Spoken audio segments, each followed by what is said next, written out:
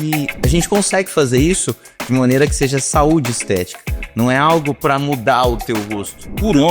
Para homem, por si só, já gera um certo preconceito, procurar fazer alguma coisa. Tem isso também, né? Mas os homens têm procurado cada vez mais, né, Márcio? Sim, o que a gente vai começar com esse paciente. Daí é o básico para começar, aí já chegar para um bom brinde, tá? Então vamos lá.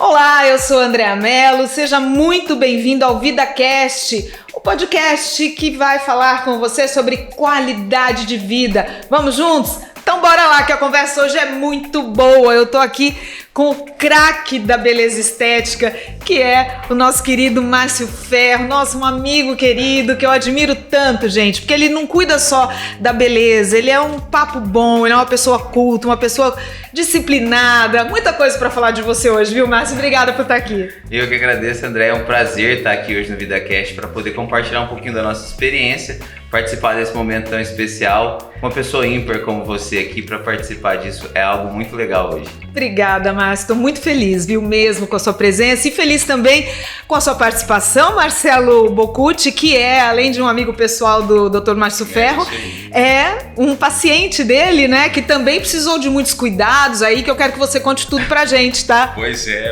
Então, sou amigo pessoal do Márcio e aí a gente acaba se espelhando, né? Amigo, próximo, bom, vamos se cuidar também. Mas obrigado pelo convite.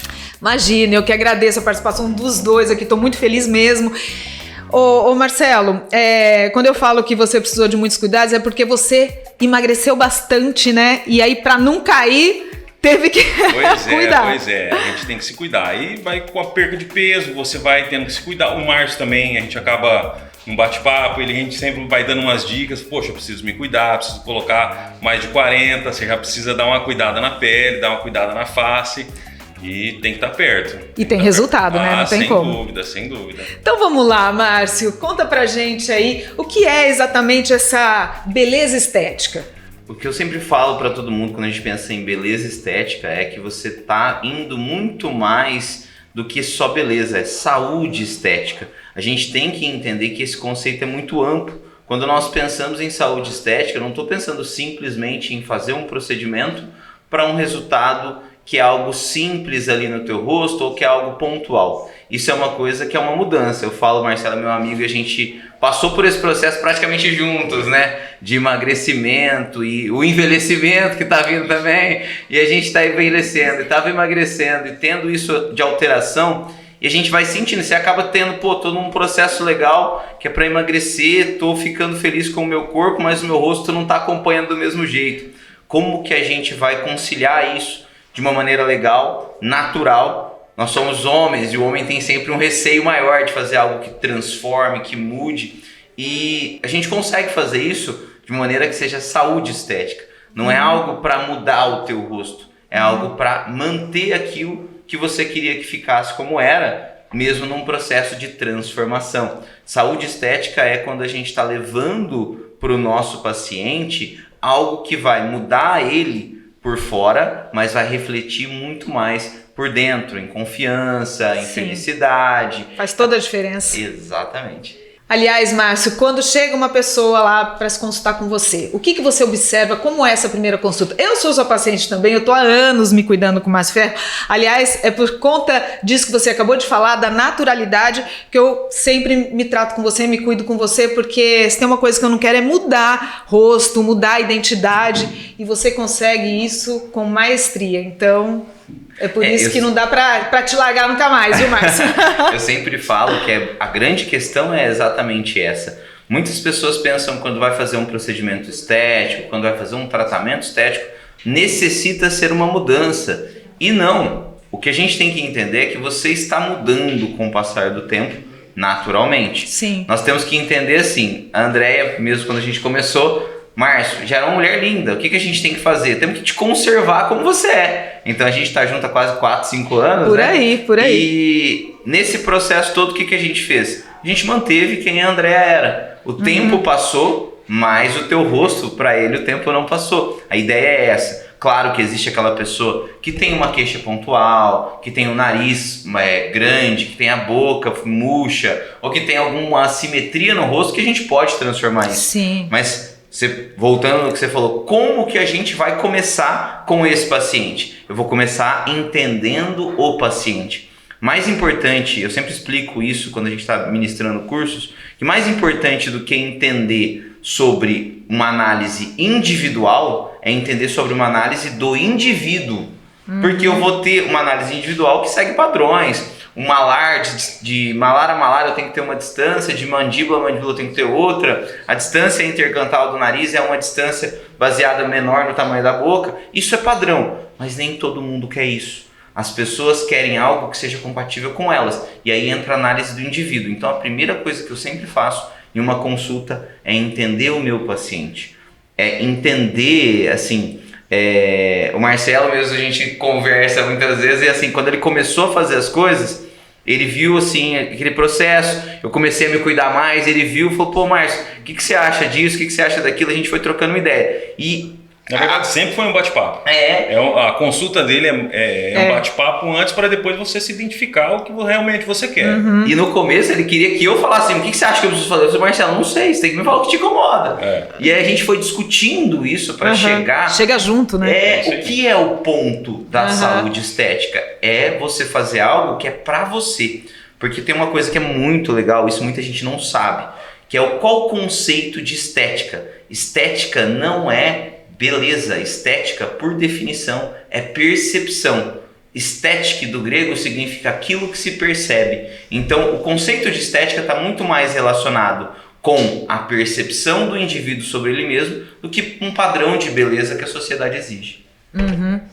E aí, o que você me diz? Como é que foi o teu processo? Você começou a emagrecer e você sentiu que estava o rosto murchando, né? Porque é isso que acontece? Na verdade, é assim... Quando eu comecei esse processo de emagrecimento, eu já estava com mais de 40 anos. Hoje eu tenho 43, então eu já estava com mais de 40 anos.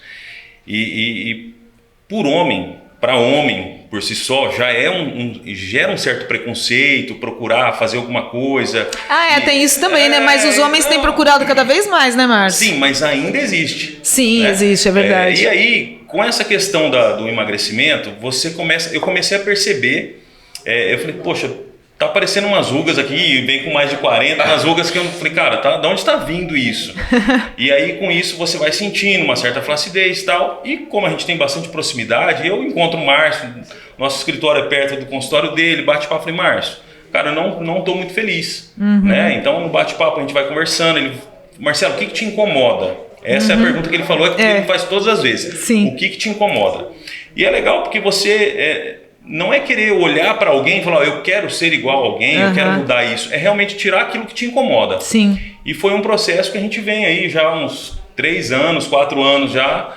E aí a gente vai se cuidando, não pode perder. Exato, e em cada momento é uma necessidade, né, Márcio? Exato, exatamente. Eu falo que assim, existem alguns pontos que a gente fala que são as 7 ou 8 quedas do envelhecimento, que todo mundo vai passar por essas quedas. Só que cada pessoa passa pelo processo de envelhecimento dependendo do peso, dependendo da idade, dependendo da altura, dependendo de alguns outros fatores, num ponto mais acentuado. Então o que acontece? Às vezes você vai ter uma queda que é maior na região dos olhos, às vezes uma queda que é maior na região do malar, da maçã do rosto. Então a gente tem que identificar isso. Eu até lembro quando o Marcelo começou, uma das queixas que era pontual dele era assim, Márcio, tô com o olhar cansado, cara. Tô com o olhar cansado. E ele queria fazer alguma coisa, eu falei, cara, a única coisa que você tem que fazer é um botox.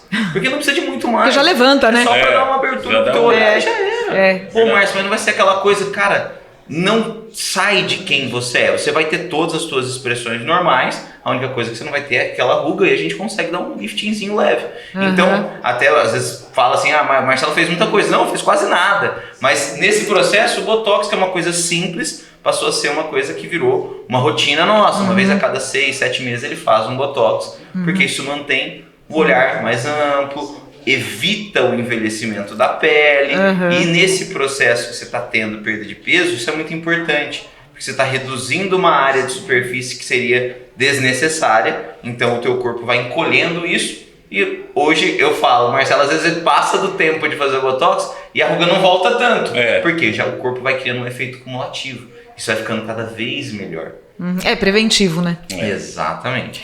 Mas falando em emagrecimento e com relação à bichectomia, porque existe um preconceito aí com relação a vou fazer e aí vai cair meu rosto, vou ficar mais nada a ver, né? Ótimo que você tocou nesse ponto. Esse é um assunto que eu adoro, né? Ainda mais por ser cirurgião bucomaxilo, ter vindo da odontologia, é um tema que é muito sensível para muitos pacientes, a questão da bichectomia.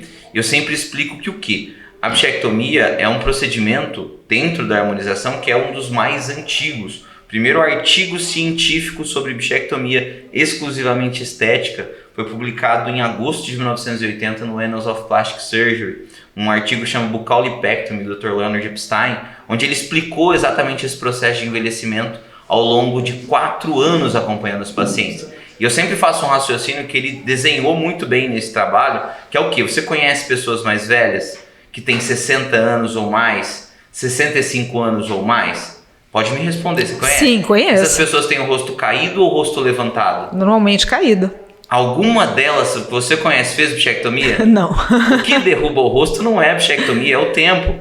Você fazer a bichectomia é um processo que é o único tipo de procedimento, inclusive eu já fiz, que consegue diminuir a dimensão horizontal do teu rosto.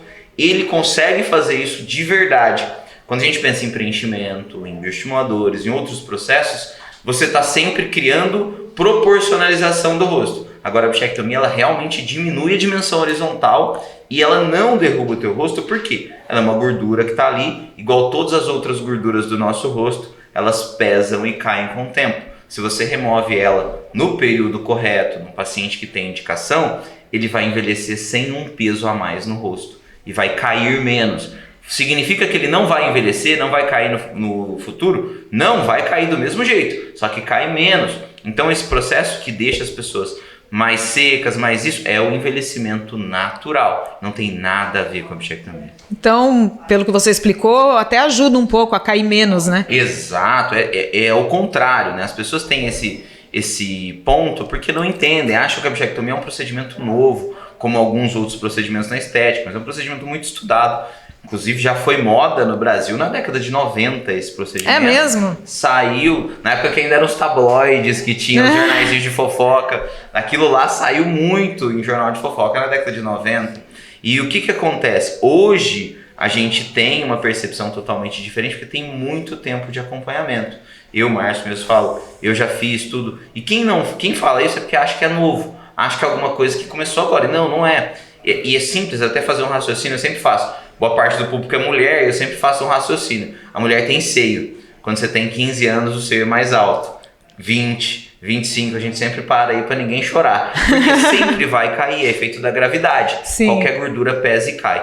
Por qual motivo você acha que essa outra gordura aqui, ela vai subir com o passar do tempo? Não, ela vai cair também. E vai ser mais um peso nessa área que o pessoal chama de bulldog, que é a área bucal da mandíbula. Certo, porque o pessoal acha, vai sobrar pele, vai cair, não tem nada a ver com isso, né? Ô Márcio, e com que idade a pessoa deveria começar já a pensar em prevenção e tal? Eu falo que não existe uma resposta certa para essa pergunta, porque vai variar muito de acordo com a necessidade. Como eu falei para vocês, estética é percepção. Então, os produtos que a gente utiliza são, na sua grande maioria, de uso pediátrico. Então, em suma, eles podem ser usados a partir dos 4 anos. Inclusive a proteína botulínica, conhecida como Botox, ela tem aplicabilidade médica em outras funções de saúde e é usada em pacientes pediátricos. Mas quando a gente pensa na percepção, na estética, nisso, eu falo que o grande segredo é o quê? É o que o meu paciente está buscando.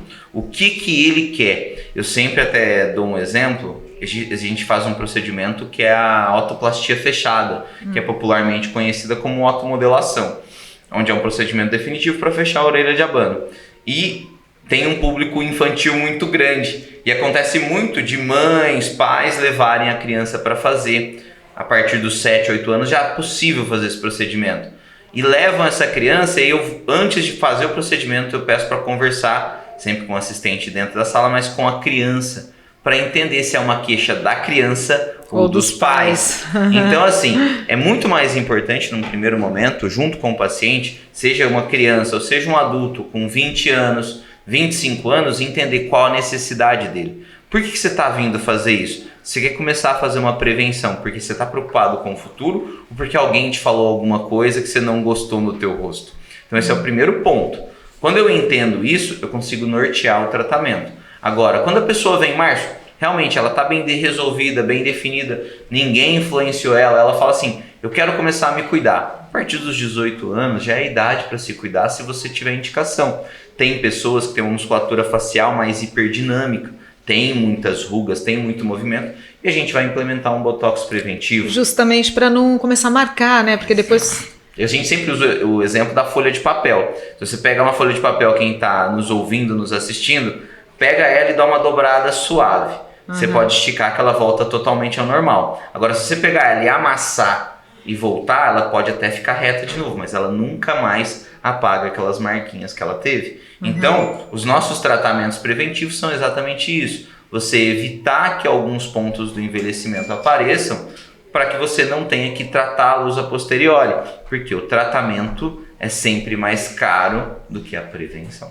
Com certeza. E falando ainda em tratamentos, muitos são os como é que eu poderia te dizer?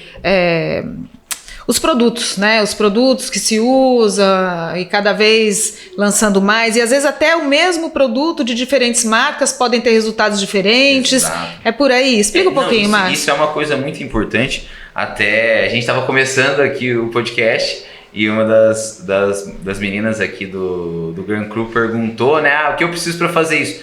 Eu não sei, eu tenho que te analisar, mas vocês sempre pedem para isso. Mas por quê? Dentro da minha clínica, por exemplo, a gente tem 80 marcas diferentes de ácido hialurônico. Aí as pessoas, eu quero fazer preenchimento, é ácido hialurônico. Não, tem 80 tipos diferentes. Dentro do mercado brasileiro, a gente tem 96 marcas só de um dos produtos, que é o ácido hialurônico.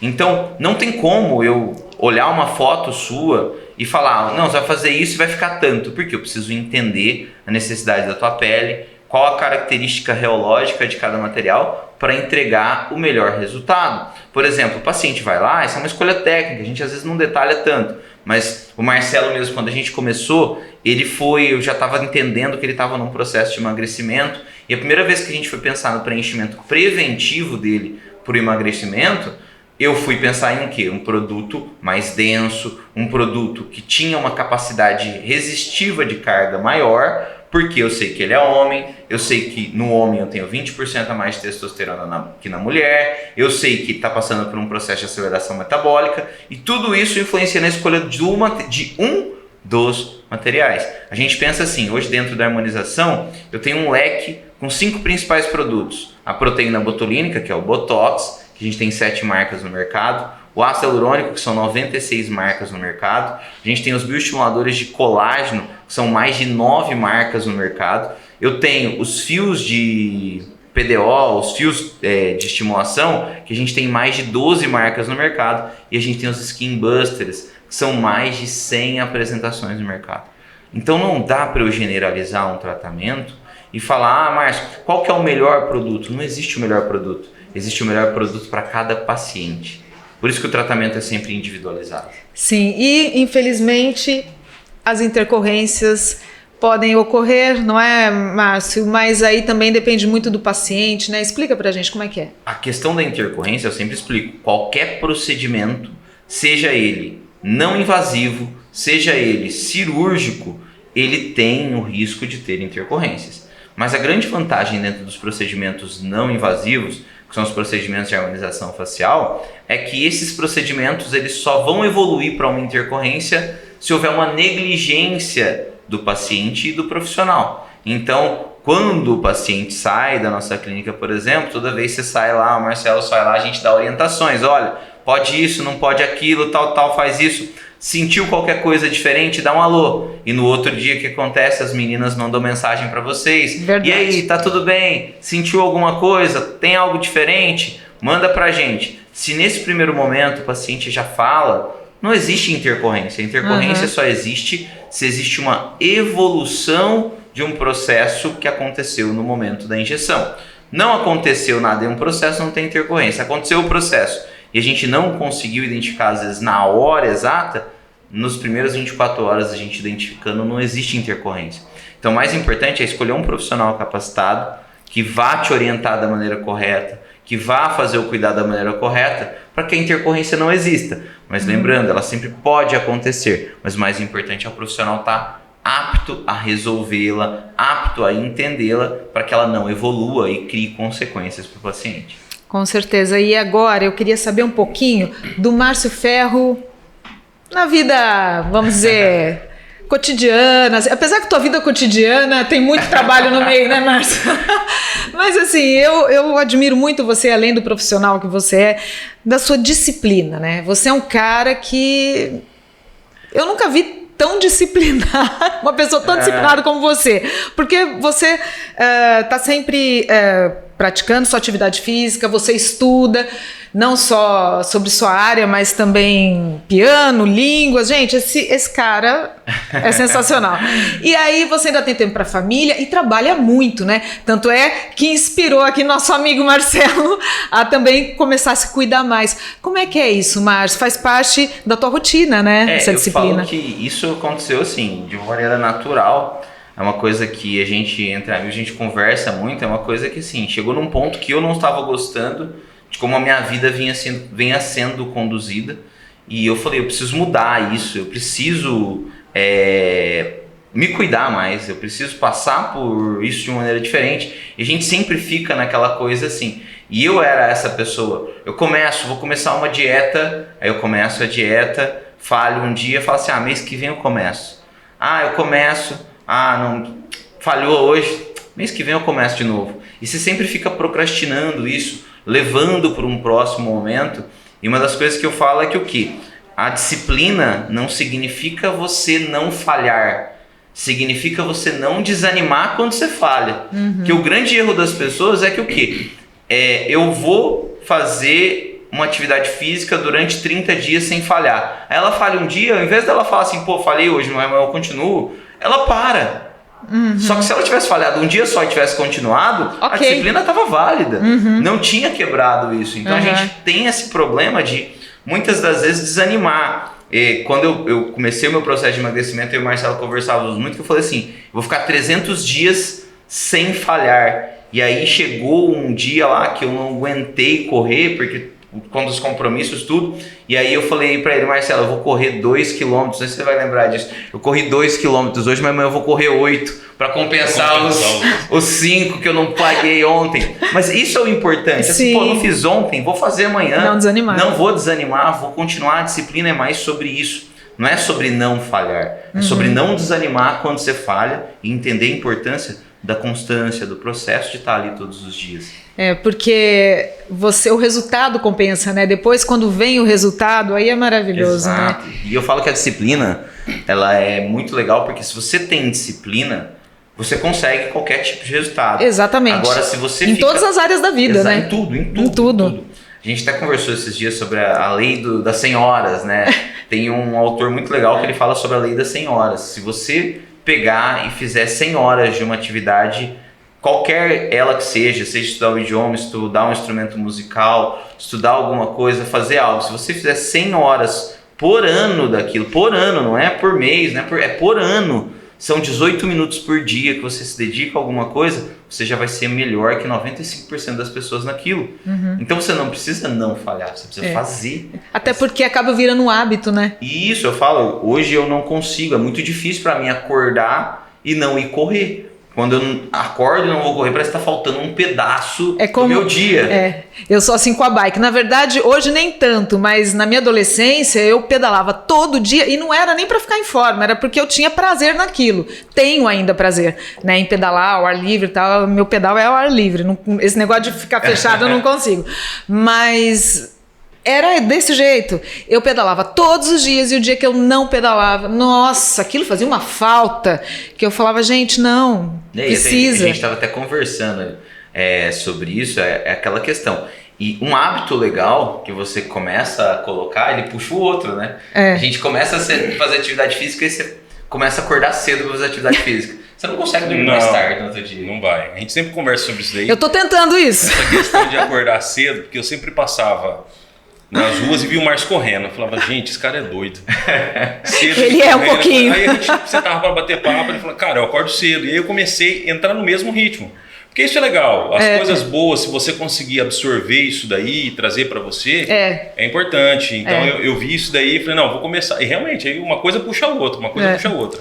E uma coisa que também eu acho que nós temos em comum aqui, pelo que eu já conversei com o Márcio aqui nos bastidores, é o vinho, né? Todo mundo aqui gosta, né? Um pouquinho. Vamos tomar um vinho? Nada, né, Marcelo? Vamos fazer um brinde então? O que vocês acham? Eu topo. Então bora lá. Vamos lá. E já que vamos falar de vinho, né, e vamos tomar vinho, ainda bem que vamos tomar também, né? E viemos aqui para um espaço super especial da Gran Cru, porque esse podcast está sendo gravado na Gran Cru em Araçatuba, que tem vários espaços, esse inclusive o Wine Bar, que é um espaço aqui bem preparadinho aqui, realmente pra gente tomar essa tacinha de vinho aqui entre amigos, né? Então vamos lá, Marcelo, você que é o que mais entende aqui de nós? Na verdade, talvez eu seja o que mais gosto. Aí não sei, porque eu gosto bem também. Vinho rosé que nós, inclusive, ganhamos do pessoal da Gran Cru aqui de Araçatuba. Muito obrigada, não só pelo espaço Gran Cru Araçatuba, mas também por esse vinho maravilhoso. Ai, que delícia! Vamos falar um pouquinho, então, dessa delícia, já que você é um dos que mais gosta de vinho. O que você me conta? O vinho rosé... Olha, vinho, na verdade, eu aprendi o seguinte. Vinho é aquele que mais agradava o seu paladar, né? Como a gente está agora numa tarde, Araçatuba aqui, uma cidade quente, o vinho rosé sempre é propício, sempre cai muito bem. O vinho rosé, um vinho branco, né? Numa temperatura gostosa, sempre cai muito bem. Eu, particularmente, eu sou mais chegado nos vinhos tintos, mas o rosé, como a gente está num horário agora, ele vai cair perfeitamente bem. Não sou, assim, o mais expert, mas existe sempre alguns princípios básicos aí para quem gosta de apreciar, quem gosta de, poxa, vou me aventurar a tomar um vinho, alguma coisa assim. Nada demais, mas assim, grande segredo que o pessoal fala, qual que é o segredo? A gente estava até batendo um papo falando assim, como segurar a taça do vinho? Sempre pela haste. Por quê? Tem gente que acha bonito segurar aqui embaixo, você muda um pouco a temperatura do vinho, né? Segurar, você marca a taça. Então, sempre segurando pela haste, que é um jeito mais fácil de você apreciar o vinho, segurar, não mudar a temperatura do vinho. Isso daí é o básico para começar, aí já chegar com um bom brinde já. Então, vamos lá. Saúde. Aí, queridos, muito obrigada por estarmos aqui juntos. Vamos provar, né? Vamos lá. Delicioso, né, gente? Refrescante, hein? E olha que eu não sou o cara do vinho, mas eu comecei a tomar mais vinho por causa do Marcelo, né? De tanto ele falar, Tá vendo como me presentear com vinho, eu acabei tendo que falar assim, cara, vou ter que tomar isso. E quando você começa a entender um pouco mais disso, você tá num ambiente de fim de tarde, essa temperatura nossa aqui, um vinho rosé, um vinho claro, faz mais sentido, é mais refrescante mesmo para isso. Né? Diferente quando você tá num ambiente noturno, a gente vai tomar alguma coisa à noite, num jantar, a gente acaba indo mais pros vinhos mais encorpados, né? Vamos dizer assim. Mas, Márcio, me fala, quando você vai beber o vinho, você também gosta de cozinhar, né? Sim, cara, eu adoro cozinhar. Tanto eu quanto o Marcelo, a gente sempre discute receitas. Sério? Vocês trocam receitas? De vez em quando. Qual que faz sucesso? Cara, uma coisa que a gente até falou pouco tempo atrás, uma coisa que eu gosto muito de fazer é o salmão com o molho de maracujá. É uma coisa que eu acho que com vinho, eu não sou o amante do vinho como vocês, mas eu tomo e o salmão no molho de maracujá é uma coisa que eu acho que combina demais. Ai, que delícia, deu até água na boca. E aí é facinho? É só grelhar o salmão? Sim, cara, eu falo que a maior dificuldade nesse tipo de receita é o molho, né? Porque o salmão em si, um tempero de ervas leve ali, grelhou ele dos dois lados bem brevemente, a gente já consegue um prato com um sabor maravilhoso, delicioso e simples, fácil de fazer, né? Quem diria, hein, que eu ia tirar do Márcio uma receitinha, mas faltou o molho. O molho é fácil de explicar ou não dá? Tem que ser feito? O molho tem que ser feito. Pra explicar é mais... Não, assim tem que sempre estar olhando ali o que você vai fazer certinho. Não, tá ótimo. Mas vamos lá pro entendido, né, do vinho. Marcelo, me conta então, como você escolhe seus vinhos, hein? O que você considera? Como é que é? Na verdade, harmonizar um vinho, ele parece ser um pouco complexo, mas eu acho que ele eu volto sempre a dizer assim, ele é mais aquilo que é do seu paladar. Então eu sempre gosto de harmonizar os vinhos com aquilo que eu gosto. É assim como comida, né? Lembra que lá o Marcelo, a gente estava no bate-papo, ele falou assim, ó, é o que te incomoda. Você faz aquilo que realmente só te incomoda. Sim. Eu faço para comer aquilo que mais é agradável ao meu paladar e o vinho vem harmonizando da mesma forma. Então assim, eu particularmente gosto dos vinhos mais encorpados, talvez um Malbec, um algo um pouco mais forte, mais intenso. Um Cabernet Sauvignon. Um Cabernet Sauvignon, então assim, é mais o meu paladar. Então eu tento justamente combinar, harmonizar isso daí com os pratos que eu gosto de cozinhar também, da mesma forma. Então, na verdade, você vai de acordo com o que você vai comer, que você vai acabar escolhendo. Exatamente. É assim, a minha preferência sempre são os vinhos tintos, né? Claro, você sempre tem lá os vinhos... não existe muito aquele vinho coringa, né? Não tem muito aquele vinho coringa, mas você sempre tem lá um bom espumante, você sempre tem um vinho branco que te ajuda às vezes numa cozinha, você tem lá um rosé para brindar, mas assim, a minha adega eu sempre costumo ter mais tintos do que brancos. E quando você abre, bom, já tô vendo que é difícil sobrar um vinho assim, né, depois de aberto, mas você abriu o vinho, não vai tomar todo o vinho, como você costuma armazenar para que ele fique legal?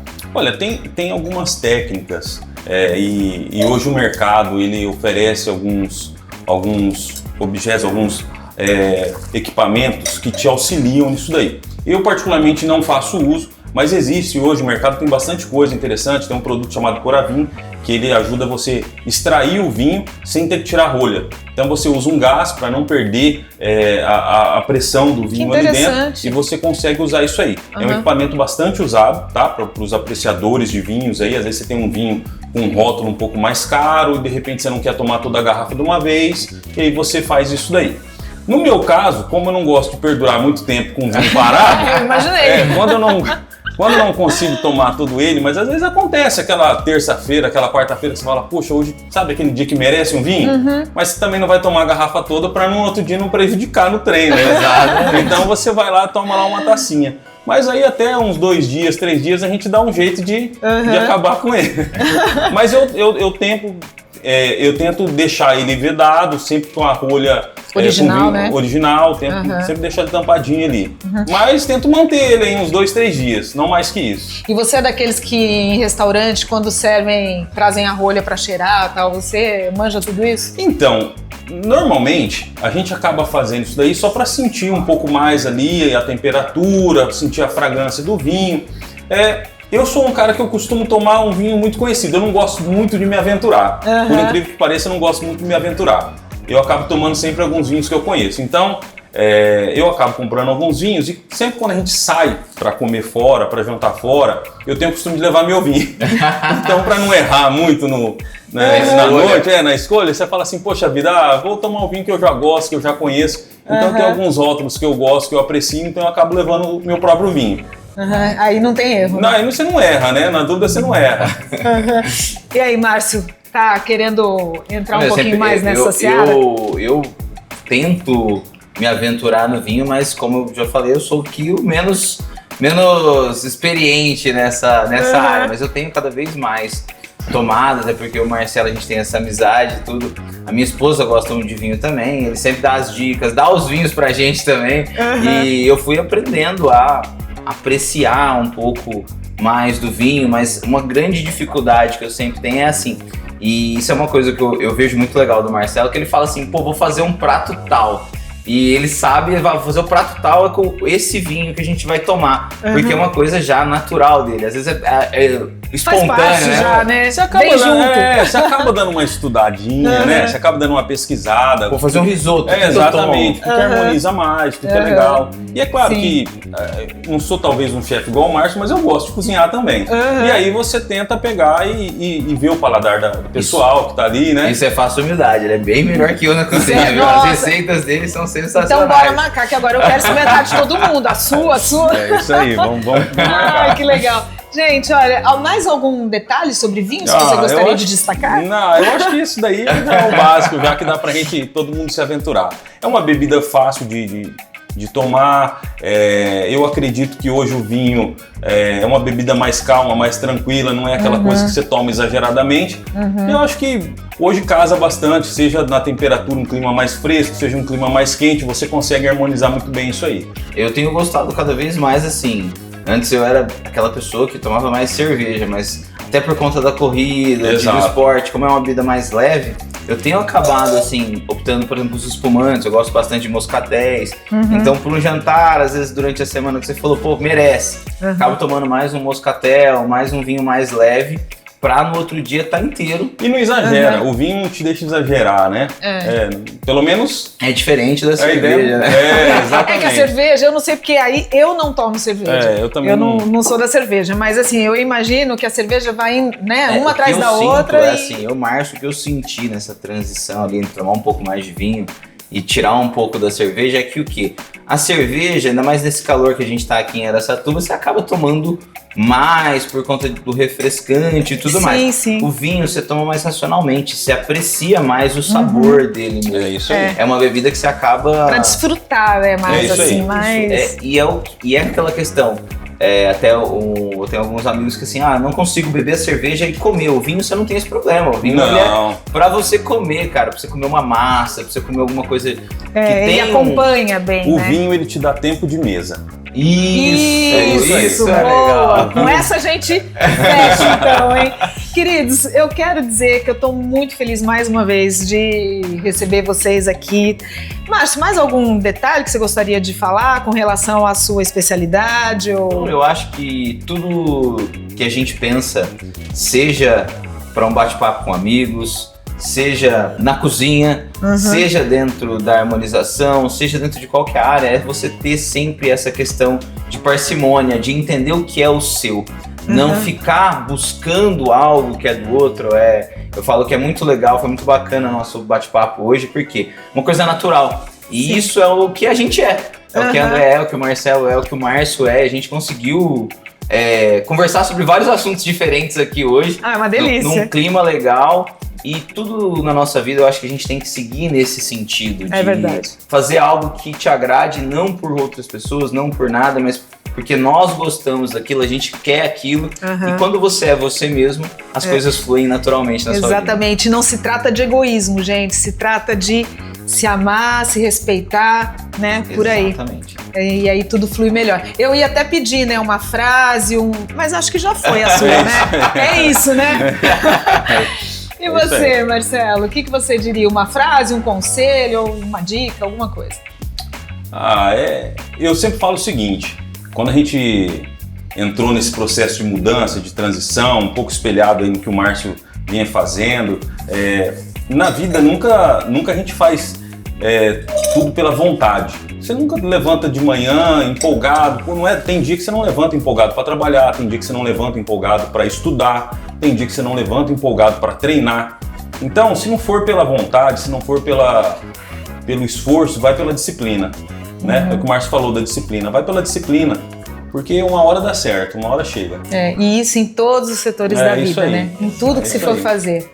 Não desistir, respeitar o processo, né? É isso aí.